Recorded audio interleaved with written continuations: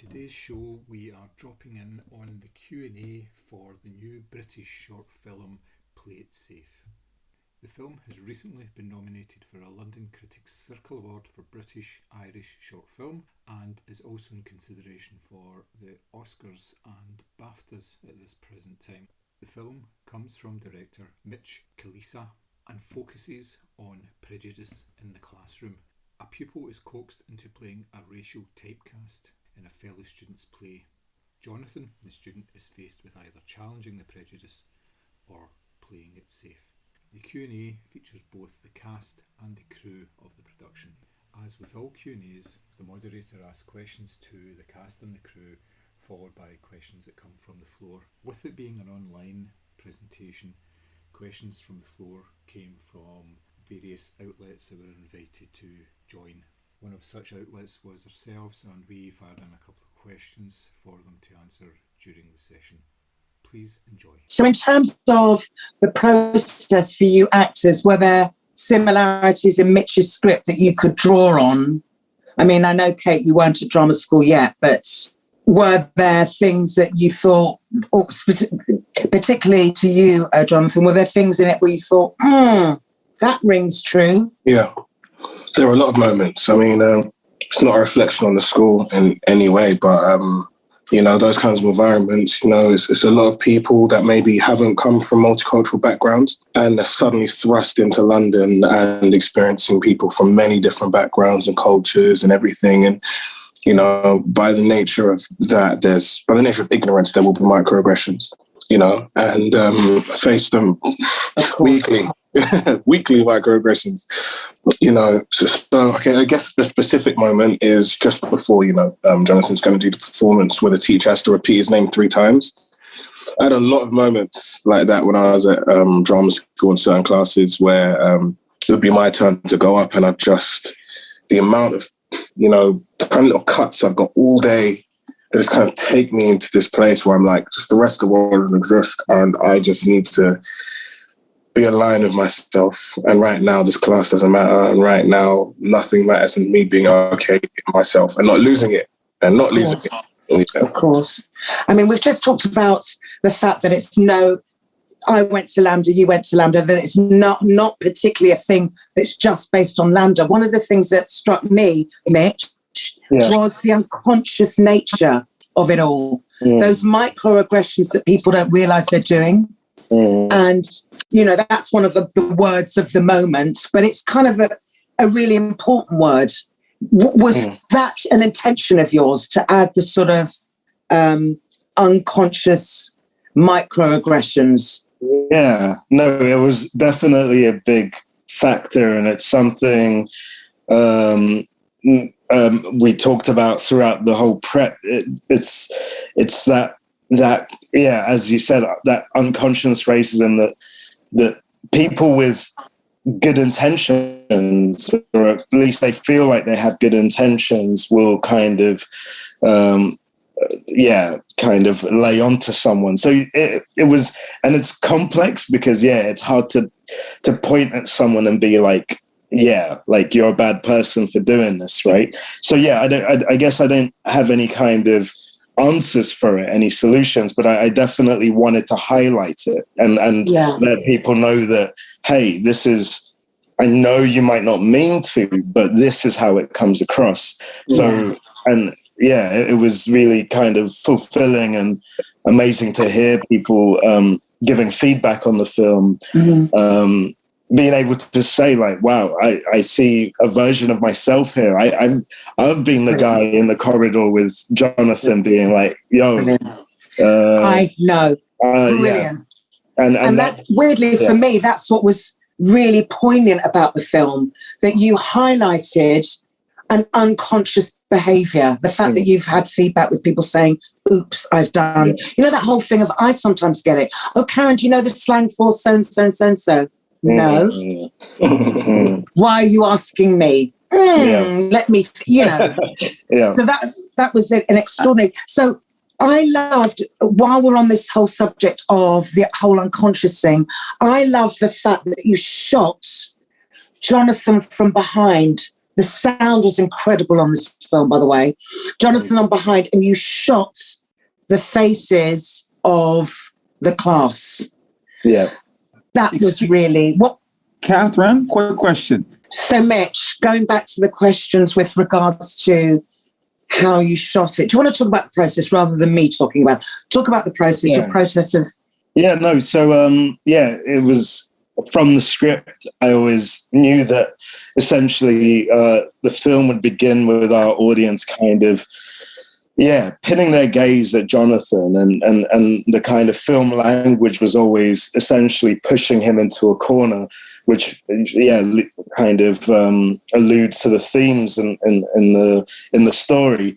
And I really wanted for there to be a transition of power in that final sequence. So it's not only that Jonathan isn't in frame, but it's like he's overcome the frame. He's outside it, and he's taken on power that he didn't have before by choosing this moment to take a stand and not play it safe.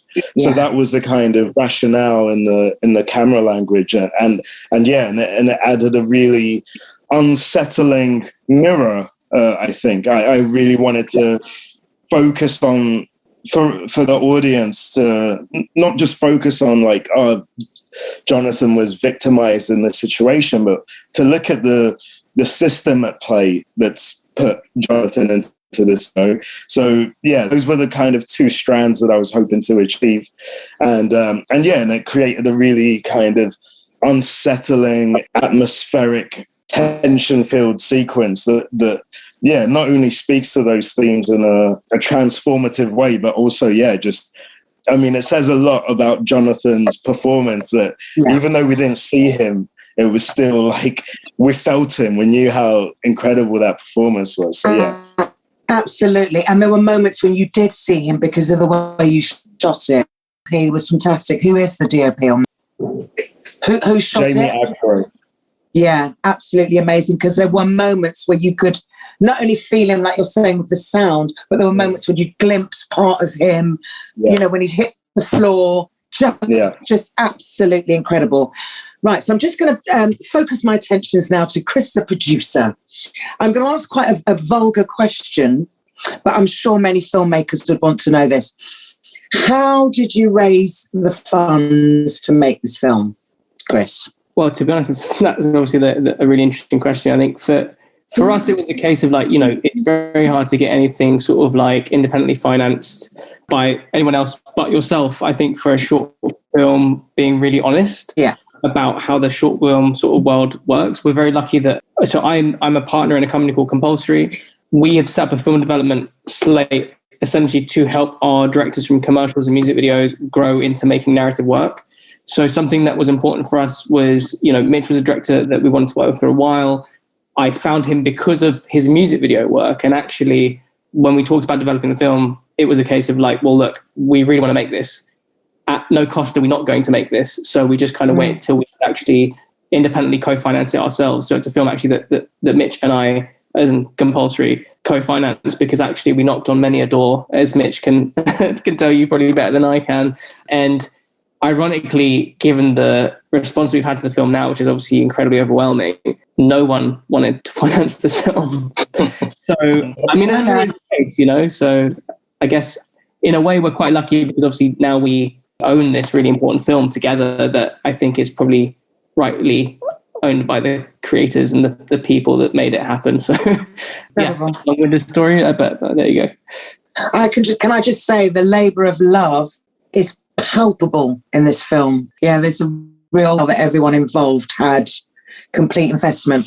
And another really silly question, where did you shoot it? So this was an interesting one, I think, for us, because, obviously Jonathan went to LAMDA, but actually also went to Arts Ed for his foundation. And I actually went to Arts Ed as well. So as in not as an actor, but through the pupil school and from like secondary school. So it was an interesting position because I think like when we, as you can tell, like obviously like this is a very much a film that's made by the entire team that put their passion, their dedication into it. And actually as a result, a lot of creative support was brought by, the likes of Jonathan and other cast members and other incredible people that are part of this film, I guess in a weird way, it was something that we always spoke about doing. And Mitch was, I think, quite interested in the idea that there was this connection, I think, for us that was grounded, because obviously Mitch's relationship and the story is obviously very much intrinsically all his. But I think there's maybe like a memory or something that we could draw upon, having the space being so recognizable for Jonathan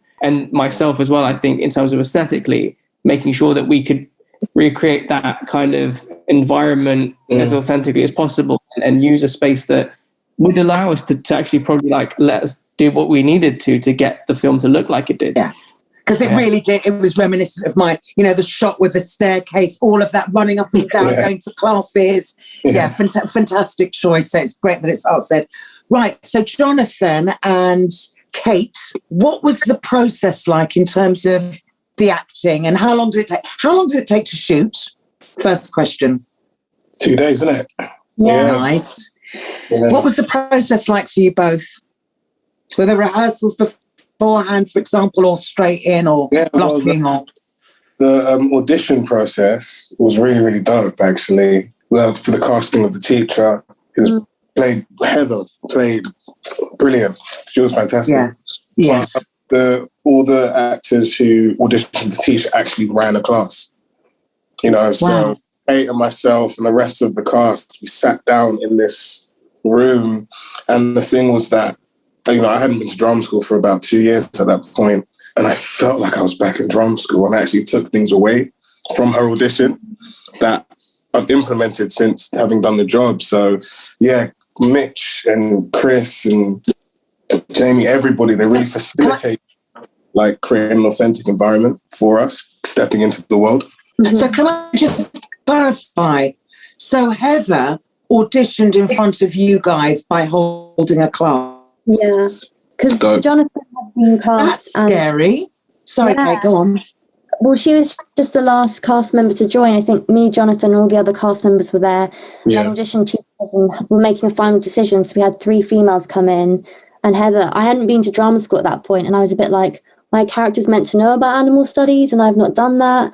Like, how do you even do that? And then Heather came in and was like, well, this is how you do animal studies. And fake ran a class. I was like, well, she's teaching me, so she got it. Wow. So there was a casting director involved. What was the audition process for you guys? Do you want to go, John? Yeah, I didn't audition. I was doing a play at the Bush, and Chris mentioned Mitch to me in the script and told me the premise, and I was like, ooh, I don't know if that's a good idea. I don't know if people are going to think I'm an Uncle Tom, or, you know, it's very, very provocative and very, very risky. I was very, very scared. I nearly didn't do it because of just how on the nose, well, not how on the nose, the wrong way to describe it, of how lethal it was. Like, the script was lethal. I couldn't believe what I was reading. Because I remember having this exact conversation with my black housemates when I was in first year of drama school. What happens if they give us a monkey, you know? And we were very facetious about what we were going to do.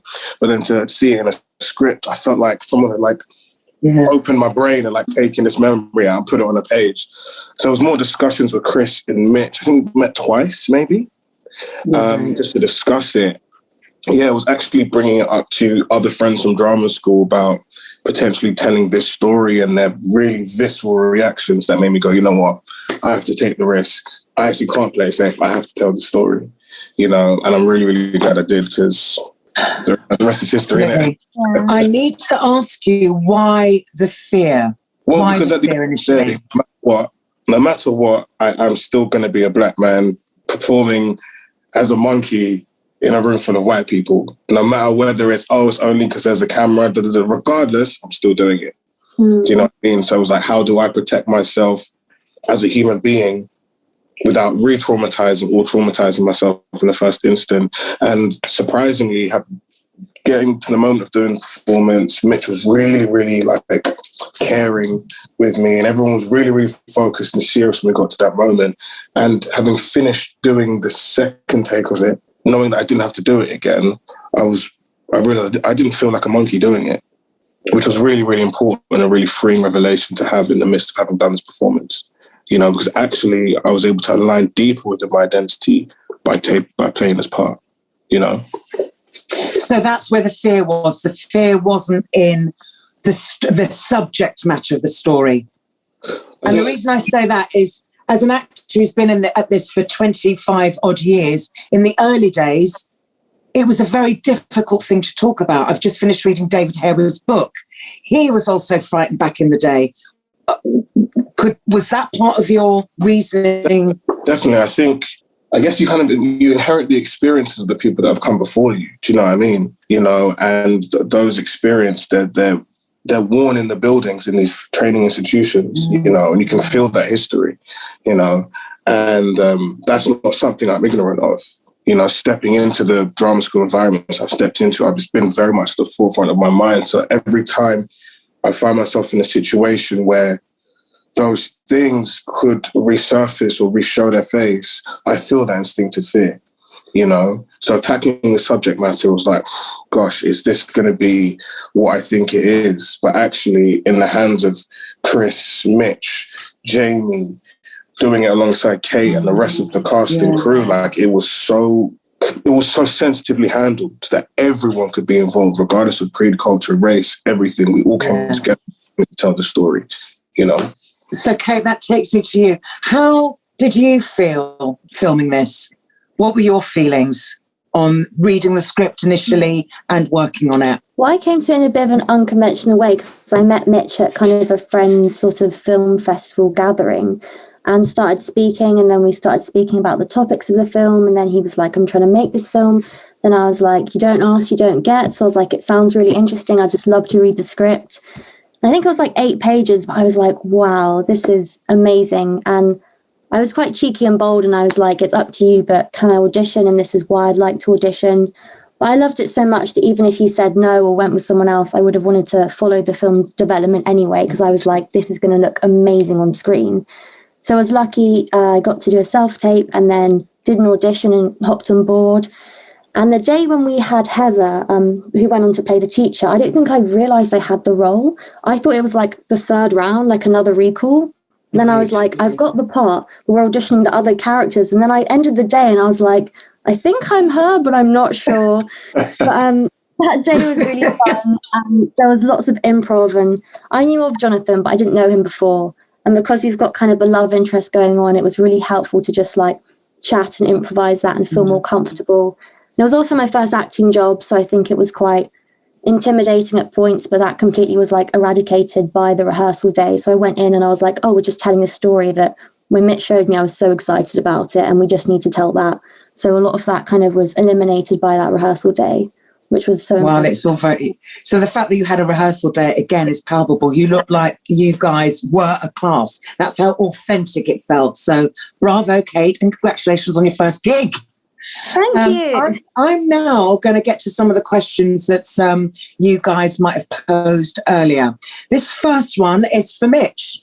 Mitch, did you have an alternative ending for Play It Safe? No. I pretty much wrote it like that from the jump. And then, yeah, it was always like that. Marvellous. Another question for you, or for anyone, actually, maybe Chris, was there anything, or Jonathan, anything particularly uncomfortable to film? I mean, I'm happy to take this one. I think one thing that we didn't touch on that I think is really interesting, and it's I think a testament to the relationship between Jonathan and Mitch's direction, is that we actually never rehearsed Jonathan playing his card. Yeah. So it was always something that actually, it always stuck with me, because it's something that I always, although we were very prepared and we were very meticulous, we shot even the rehearsal on 16mm just to see what it would look like and capture the aesthetic and see what, for Jamie to understand, what his positioning was, because it was so, the camera work is a character in this film, right? Yeah. And what was interesting is that, it was always something that Mitch had said was that, we're going to just roll this. And the first time that we see this was when we shot the scene. It was one of the last things we ever shot. And it was really powerful, man. I just remember the whole room, the first take, we were just all just kind of weirdly enough, mimicking the class, kind of clapping and being like, this is a bit mad. It was just such a powerful scene to watch. And even though the sound design wasn't ready there, we obviously had our own dub that we did, as practices and everything. So I think that would have been an uncomfortable scene to film if it was done by a less seasoned director. But actually, we're very lucky that not only do we have this great script that we keep going on about, but actually it's a testament to Mitch. And I think how he envisioned and conducted this whole team in that process, which is very, very delicate, to be honest. Like it could have been handled really badly, Shout out to Jamie, who's joined us. Jamie. Yeah, he's great. Hello, guys. I'm so sorry I was working today, so I rushed back, but I was 10 minutes late. Apologies. Really good that you're working, but congratulations. We were just talking about your fantastic camera work, and especially in the final denouement with Jonathan doing the ape. I mean, it was beautifully shot. So congratulations on that one. Thank you. I'm just getting back to the questions and some of the guys. Someone wants to know, would you like to expand this short into a feature or series? Chris, Mitch? No, I don't think so. It's a moment in time, isn't it? Is that what you're feeling? Yeah, nice. Basically. Another question for you, Mitch, while you're here. Mitch, why was Jonathan the perfect choice for the role of Jonathan? Yeah, go on. Not only is he amazing to look at, number one, he's great on screen, obviously, but he totally understood like what we were trying to achieve with it. I think there was some conversation about what is this film actually trying to say. But when I spoke to Jonathan from the jump, when we met, like it felt very clear that he was talking so eloquently about earlier, like he totally was in sync with what I was trying to get across in the film. So he understood it on that instinctive level, but also he harbored this kind of duality where he was able to be the two sides of Jonathan, because we see these two sides of the character where he's quite like meek, let's say, in the first half of the film, he's quite unsure of himself. And then in the second half, that final chapter, he goes way beyond, like he really comes into himself. Yeah, he just embodies a different person in those final moments in the film. And I think Jonathan kind of, as I said, understood that transition so clearly and could subtly thread it throughout the performance. It wasn't like cut and change. It was like you could see the building blocks in his performance as he's going. And I was super impressed by all of that when we were talking about it. And then when seeing him in action, it was a pleasure. Incredible. And on reflection, I've got to actually say it was incredibly moving. And I didn't realize it was as moving until it's over. So the building blocks you were talking about, I mean, I felt his anxiety with the cards. Yeah. So I was along with him when people are going, yo, man. Yeah. And then he looks at his thing, he kisses, the script, he kisses his teeth. I was like, oh God, I know this one. Yeah. And then the power at the end, the fact that you've just talked about those building blocks in amazing Jonathan's performance, and that's what you intended, to Absolutely. The power at the end. Yeah. With parts of his book, just incredible. And on that note, someone has put, follow-up question was the character's name always Jonathan even before you cast Jonathan? If not, was there a conscious decision? Or was it always Jonathan? Yeah. It was a super happy coincidence. But I always wrote it as Jonathan. Then Chris says, I think I know someone, his name's Jonathan. And then, it is super... Wow. Chris, man. I think, just to add to this as well, Karen, I think it was a very serendipitous journey. And I think we said this in another talk that we did, but I'd like to pretend that everything was sort of really difficult, but it just came so naturally. Yeah. And I think that this is one of those weird moments where obviously it's rare, but you check yourself as a filmmaker, right? You're like, oh wait, things just kind of slotted in. And it's not because obviously Jonathan's called Jonathan that we cast him, but the fact that I had known him for so many years, admired him from a distance, was waiting to find that project that I could work with him on that was right for him. And naturally, we obviously connected on this drama school relationship and with Mitch's obviously story and experience. It just felt mad. So I think it's one of those weird things that it's mad. It is mad. But it often works like that in filmmaking, because I'm also a filmmaker. And you're right, when things are meant to be, they're kind of meant to be, especially in the whole kind of flurry of trying to get funding, make it work. Those little things you hook onto and go, yeah, we're supposed to tell this story. I'm just trying to get through. Someone else has asked, what was the filming process like? I don't know if we've covered that, but if anyone else wants to chip in and elaborate on what we've spoken about, please do. It'd be cool if Jamie talks a bit more about shooting on film and that whole process.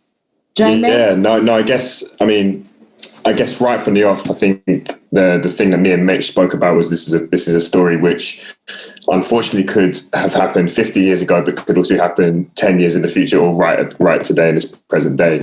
And the reason, so we thought the very first thing that we had to do was shoot on film, because that we had to have that timeless kind of 16mm image, which would transport the audience, as I said, 50 years ago or to this day, you know, and that's the beauty of film. So we wanted it to feel like a timeless piece. So 16mm was the only way I think we ever really saw this project from the very beginning. Yeah. And you know, it's a tough choice to make sometimes, because it's difficult on short films with the limitations of budgets, etc., to justify it. But it was something that we were willing to sacrifice, you know, and struggle for. To create that image. And as a team, did you guys storyboard and discuss way before each beat of what it would look like, or was that kind of organic? Yeah, so I mean, I think definitely Mitch and I probably both come from a similar-ish school of thought, which is just a slightly more documentary approach, potentially taking, you know, reference from Andrea Arnold's and the like. So we didn't want to storyboard too much. We definitely knew what we wanted to achieve in each scene. And, you know, we blocked out a bunch of scenes, but we generally chose to kind of, you know, light from above, leave the floor to the actors, and then just capture it in the most naturalistic way possible. So that was why, you know, a lot of the camera work was, you know, handheld. We had quite a lot of loose camera work, with all trying to achieve basically the right feeling for the piece, which was to allow Jonathan and the guys to have full control of the floor, and we were just reacting to it. It also added to the whole kind of drama school, you know, the fact that you're saying the floor. It added, especially the big scene in the, you know, the final act, as it were, of the animal class. It really did. It added to that. So the fact that you're saying that you guys left it loose camera work makes sense. And again, it added to the whole flavour of it, authenticity. So this is for the cast and Mitch a bit later on, but it's set. The question is, what other role or theme would you like to be a part of or create in the future? And I'm going to go to Mitch first on that one, because it says create a world, and then I'll go to the cast about dream parts. Yeah, I think I really love the ability to explore complex themes, but in an accessible way. I think some of my kind of aspirations in filmmaking is to make things about topics which are, I think important things that need to be said, but make them accessible to an audience. So hopefully making genre work, which, can still touch on really topical, interesting subject matter, as well as giving the audience a kind of cinematic thrill, you know? So those are the kinds of projects I'd love to make. So in terms of genre, across the genre? I love thrillers. Thrillers are like my favourite things to consume. So, I think that would be the playground, so to speak. Nice. And to the cast, what other roles what would be dream roles, I think is the best way of putting that question to you guys? I know my dream role I want to do when I'm a 50-year-old woman, so it's not going to be soon. But my dream stage role is Martha and Who's Afraid of Virginia Woolf. So I saw Imelda Staunton do it. Okay. But I'm away off that. So I'm going to say, like everyone I fell in love with, I May Destroy You. And I think what that and Play It Safe both have in common is that characters are so complex and nuanced, and it's not good or bad, and it explores a kind of grey area of stuff. And I think going forward, I'd love to continue to be in projects like that. Jonathan? I think building on what Mitch said about, how the meekness of Jonathan in Play It Safe. I think for me, a priority for me in terms of dream roles is adding more versatility to the canon of black male characters. I think it's a small box of what we've seen black men and black women do on camera. And I would like to diversify that. I think I'm a very sensitive person, and I think there's a lot of stories show the brutality of the black experience, but I like to look at that with hope. I don't want to do darkness for the sake of darkness. I want to look at things with hope, despite the darkness, the gentleness. I think we're gentle, soulful, beautiful people, yeah. Yeah, to add to that vulnerability. Yeah. I appreciate what you're saying there, Jonathan, because I totally understand where you're coming from as an actress myself, that it's a particular type of thing. And we've all heard of the angry black woman narrative.